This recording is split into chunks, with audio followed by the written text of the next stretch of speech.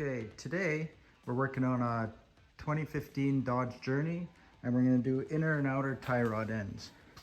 So you have to get the wheel off, of course, and then there's your steering rack. We have to undo the boot and get the inner link out and the outer link. Taking these apart, sometimes they can be extremely rusty. I pre-soaked these and they're still not cooperating. This guy here started turning it, got to a point, and then the whole tie rod end was spinning in the spindle. So I could put a press on there to squeeze the tie rod end back onto the spindle and work it out. But I got enough room there and enough room here that we can just use the death wheel, cut it off here,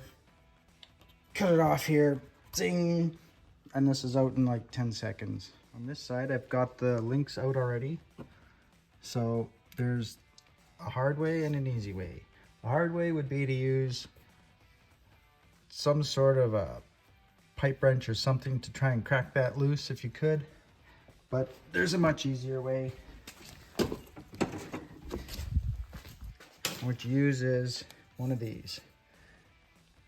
So this little insert goes over top of the end link, and then this tube drives it, and you could use the impact, or you can use a hand 1/2-inch drive ratchet, and that gets it right off.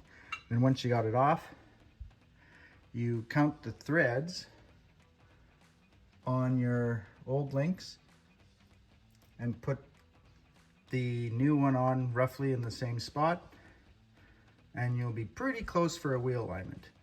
It won't be inches out, it'll just be a couple millimeters, and you can final touch it up after. I pushed the boot on after tightening that inner tie rod end with Loctite onto the steering rack, and I re-crimped the clip. There you go, that holds it on, and then pull it back and put the clamp on here. I counted out 18 threads on there on the other one, so I threaded this back in, 18 threads, and we're ready to pop it back onto the spindle here, snug it up, and then do the other side.